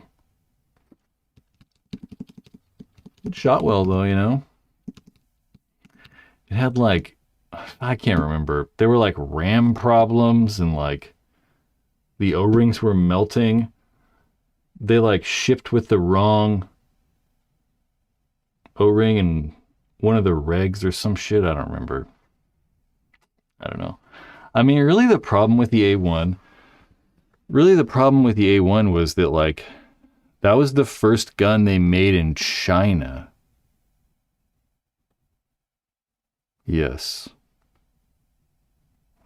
So it's not even like a result of like, you know, China manufacturing. It's more a result of, you know, I don't know why this doesn't work half the time. It's really just a result of them like not having the processes ironed out. Because, you know, for so long, they manufactured the guns in England. And then they took, like, all the machines and, like, everything over to China and just tried to build a gun in China. So it was their first time ever doing it. So I think that was probably the biggest issue. Serviceable RAM, for sure. I mean, that always sucked. I mean, that was the biggest problem with Angels. Really, since their inception, since they came out, was that they were so hard to service. I mean, you had to have like proprietary tools and shit, and like that was stupid. Why did Smart Parts sue WDP to oblivion? I wouldn't say oblivion, because, you know, Angel still had money. They didn't like spend all the money. There were some companies that they did sue into oblivion, though, like AKA. For sure, they put AKA pretty much out of business. They essentially stopped them from selling guns. I don't know with Angel. I don't have the real answer. I mean, obviously, Smart Parts thinks they violated their patents, so they sued them. Which patent? I don't know. I don't know. And what exactly happened with that, I don't know, because a lot of the companies like settled out of court and Angel didn't, and Angel like sued them again too. So I don't know. That whole story's just so much happened, right? Like Smart Parts sued so many people, and it's just difficult. I get mixed up and confused on that story so much. So there's just so many moving parts. It's difficult to remember. I liked the Ion. You don't like the Ion? I liked the Ion. The Ion wasn't bad. I liked the Ion. Brad, you got the IntelliFeed on that Angel? Hell yeah. I do. There's an IntelliFeed. I don't know if it works. I don't know, like, I don't think I ever used it, but there's that, like, whatever, IntelliFeed port or whatever. I never used it, so the IntelliFeed, at least. Still got the breech seal on there.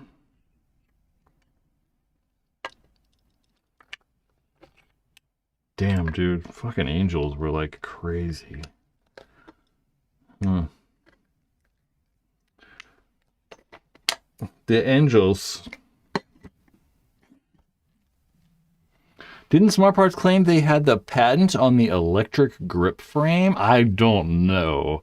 I mean, they claimed they had like the patent on electro pneumatics or something like that. So like an electric pneumatic paintball gun or something like that. And I'm not entirely sure all the exact patents. The problem though is Angel also had a bunch of patents, and I don't know. Patents are weird too, because a lot of the people that like, you write the patent and do all this stuff and then they approve it. But the people that are approving it, they don't really know what they're looking at, They don't know anything about paintball guns or, anything. So a lot of the times these patents that they approve aren't really good. They don't really like make sense because like some other company did something similar, and like it's just really confusing all the time. So I know that Angel, along with Smart Parts, had a ton of patents. Both of those companies had a lot of the original kind of patents. They were like, I don't know, eye detection and all the nonsense or whatever. So I don't know. I find it weird too that I don't know. It's so weird how like, I don't know.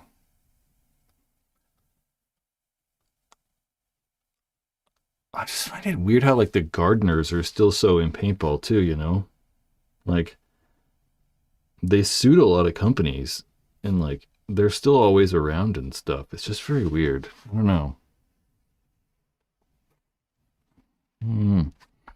What about HK camera though? A bit like HK have a patent for a camera with a hopper for a while, but haven't made one. For sure. That's also a problem, is that companies will patent stuff and then not use it. And I think a lot of the big companies do that so that other companies can't use it, right? So they'll patent something so that they can kind of control the market. But I looked into patents recently, and they're not really that cheap because you really do need like for them to be professionally made. So like, I'm not just going to make a patent. I'm not going to fill out all the patent stuff and write all the legal documents and do all that stuff. So you really do have to like hire an attorney and like do a bunch of work. So it's not like trivial where you just fill out a paper and it's like $10 and you got a patent. It's like tens of thousands of dollars typically to get a patent. So I don't think that HK though would just make a patent to just patent it, So I could see them like creating that patent and actually wanting to actually make a product, because it's a lot of money just to like, just to do it, So they haven't made a hopper, but I assume they want to. I don't know if they will, but I would assume that they want to. Yes, Old Soul, unless you're Adam Gardner and Bill. Adam and Bill? Why am I? I don't know. Yes, unless you are currently an attorney. Yes. Because, yeah, the Gardners were, I don't know if they were patent attorneys, but they were definitely attorneys, lawyers, or whatever. It does make it easier. So spending all that money, Pew Pew Mike says 20 to 30K, and the patent isn't even guaranteed. For sure, because you have to get it approved, right? They have to be like I can't like apply for a color TV patent. You know, they'd be like, what the fuck are you talking about? Like, you didn't invent that, and it'd just get denied. But I spent all the like money on the patent, you know. So you definitely have to make sure it like lines up or whatever.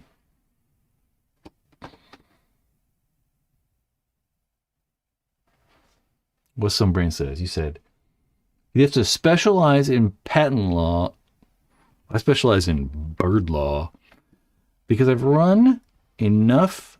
Because I've run enough a lot of lawyers, beer mouths. I don't know.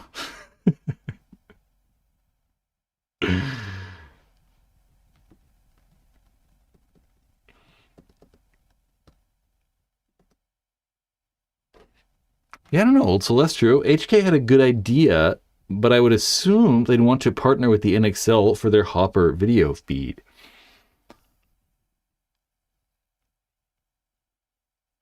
I don't know. It's like, I just don't know. Like the Hopper, because they have the patent, if people that don't know, HK have a patent for a Hopper that has cameras in it. So they said that they wanted to make like a nose that like detached and like a camera was inside the nose of the Hopper and like looking right out the front.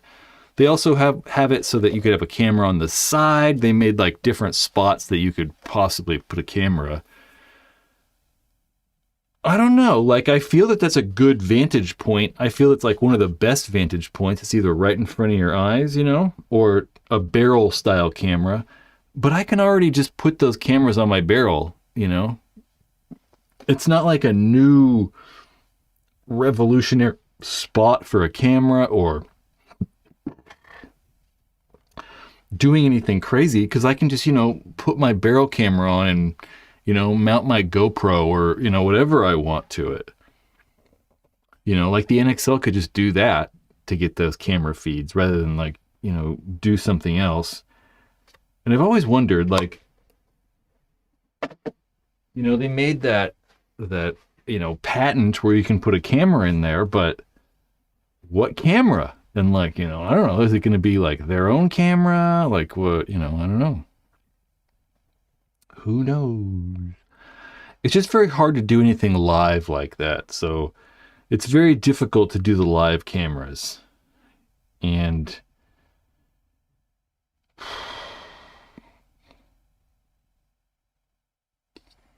it's just very difficult. Let me see if I can like find a video of something. I want to look for the NFL control room.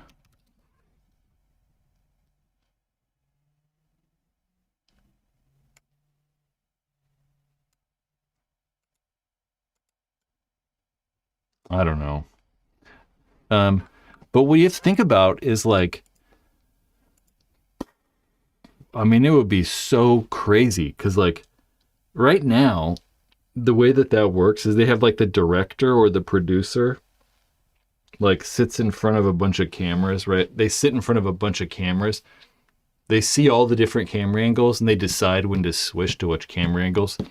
So like right now the NXL have, I don't know, call it 7 camera angles, right? 7 or 8 different camera angles. And you have to like decide when to switch to those cameras, right? So you're watching it and you're like, switch to Snake 2, and they'll switch to 2. Like switch to 4, they switch to 4. You're like, ready 4, and they'll switch to 4. You got a ready cable cam, and you switch. So you're letting them know you're going to switch to the cable cam, then you switch to the cable cam. But imagine if you had 10 players on the field and each of them also had barrel cameras. So now we're going from 8 cameras to, 18 or 20. And it just increases the amount of like cameras. So it makes it really hard. But you also think about like other sports, and other sports even have more camera angles than that. So it's not like it's not doable. It just makes it like a lot going on. But you could also like have like a way to manage just the barrel camera footage or something. Like if you're the main producer, you could have like another person looking at just barrel cameras. And as the main producer, you could be like, give me barrel camera footage now. And that person can be ready with what we're already on. So like say we're showing, 2 guys shooting at the snake, 2 guys battling the snake. That other assistant should be getting ready like barrel footage to switch over to one of the snake guys. So the producer can be like, barrel footage now, and they can switch over. So you can have like people monitoring different cameras. Yeah, I know F1 has so many cameras. That's probably what they're doing in F1. But F1's also a little different. They're not like showing. It's just such a slower sport, Paintball's like anything could happen at any moment. And racing obviously can too, but they get into this thing where they just go in fucking circles for like half an hour. I mean, 80% of the race, nothing happens. So there's like this time where they can figure it out a little bit. Paintball's so like, you gotta like be like so quick to like react to those camera switches.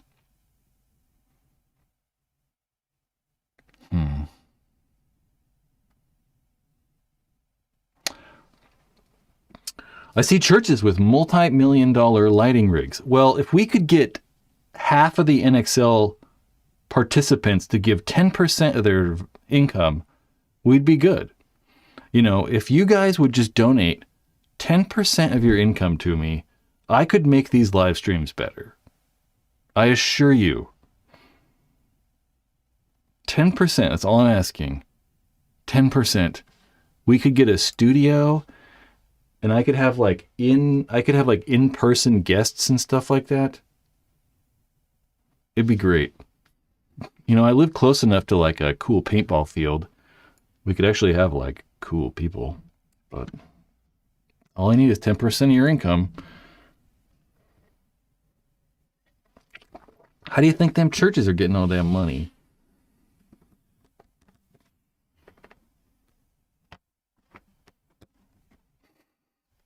It is crazy though. It's like fucking churches, dude. I fucking hate religion. Screw religion. And also screw your government. Can you guys believe we're going to go to war with Europe? Like, what are we doing? We're going to go to war with Europe? I don't know if I want to do that. I don't know. Doesn't seem like something I want to do. Patent. What are we talking about? Patent. What do we...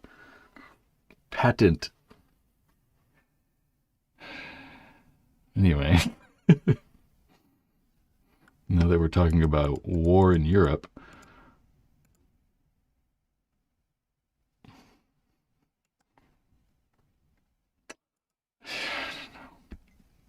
Anyway.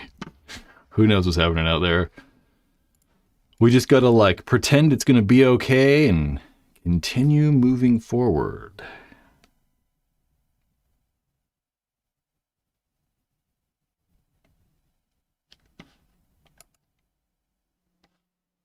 I was gonna ask something. Probably gonna be helpful. Well, I don't know. Who's got questions for me? What should I talk about, or should I go eat my lasagna? That sounds pretty good. Yeah, I don't know if we're going to war with Europe. It sort of seemed like it, though, when we're like telling Greenland we're going to take them over or some shit, right? Very weird. Like, I don't know. What? Fuck?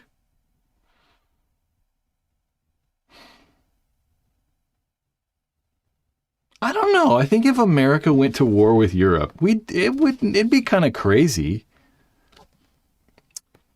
I mean, I don't think we'd lose.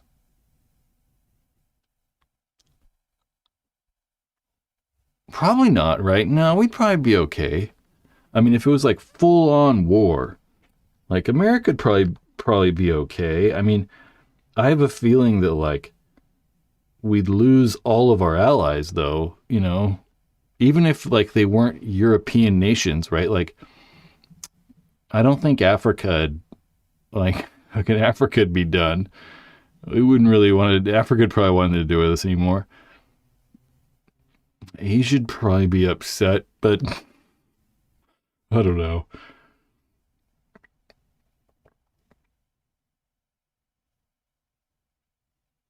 I don't know where we would have war though. Will we be like boots on the ground in Europe?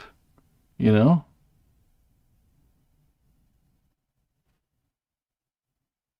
And a lot of these countries have like military equipment they got from us, which is also weird. It's like when we left Afghanistan and like all the Taliban just took all the military equipment we left. It's like, oh, that was a good idea. It's like, insane. Anyway.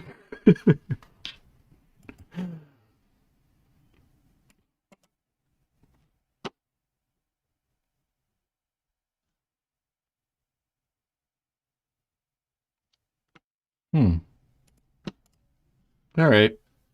No more Europe talk. I would like to go. I would like to move to Italy though. So, you know, I'm kind of high on Italy and Greece. And I don't know. All right. I'm going home. I'm already home. I'm going to leave this room. I don't know. Come back. Oh, yeah. I was going to say come back Monday, but I will not be here Monday. Remember, Monday. I was looking at stuff about the F-47. The F-47 apparently going to be built by Boeing. I will not be here Monday, right? Monday we will be skiing.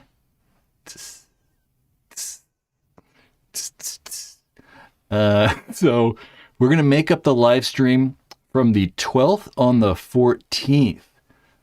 Wednesday, the 14th at 4 p.m. I know I have looked into those free like $10 houses in Italy. Trust me. I want to move to Europe. I don't want to own a car. I want to live in a different style environment. I talk about that a lot. So yes, next Monday, not going to be here. Wednesday, 4 p.m. next week.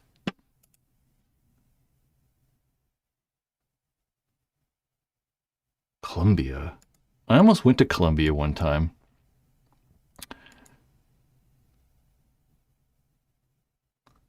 Long story, but I almost snuck across the border into Colombia from Panama. I guess it's not really sneaking across the border because yeah, in Panama you can't like. In Panama they're really like crazy about drug smuggling and stuff like that.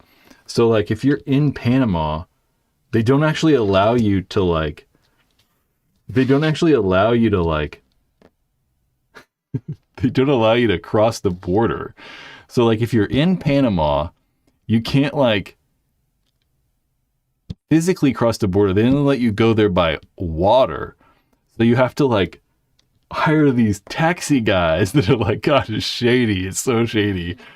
And we were going to do it. And it was not something I'm glad we didn't do because it felt like we were like illegally crossing borders, and that's not something it's not something you want to get caught up in. That was a long time ago. That was, oh man, I don't know, 15 years ago. Anyway, all right, gentlemen, come back next week, but make sure it's on Wednesday. I don't know what we're going to talk about. We'll figure it out. Oh, I really want to have one of those Lux Airs. I'm really just waiting for those things to come in. The Lux Air. Yeah, some brains, it was a little sketchy. They were like on longboats. You know, like those longboats you see that have like crazy motors and like hauling ass in the ocean. You know, scary. Anyway, all right, guys. Enjoy. Hopefully I will not be dead next weekend from skiing. Okay.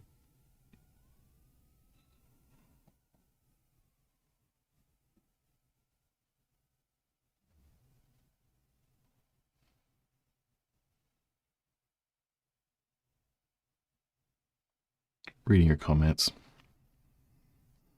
Yeah, BFP Gear affiliate code. We've talked about that kind of. That's really difficult with paintball though, because you really can't. I mean, if people use my links to buy stuff and you click my links, like the links below, you buy stuff, I do get a commission from that. But it's very difficult to use this promo code and get 10% off or whatever.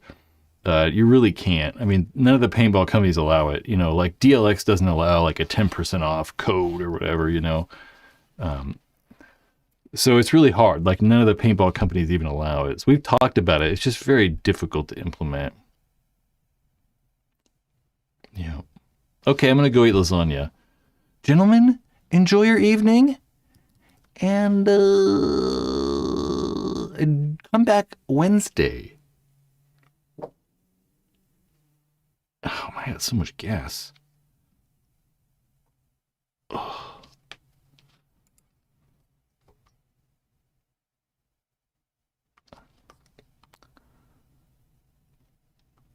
I completely agree with. Well, you're not really sure if links ever work. I kind of talked about that too, because I mean, one of the things is I can just tell people go use this promo code and they just put it in. And even if it doesn't work, you know, I can still tell if people used it.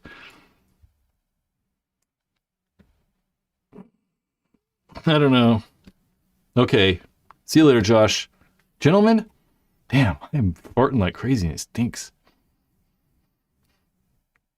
All right. See you later.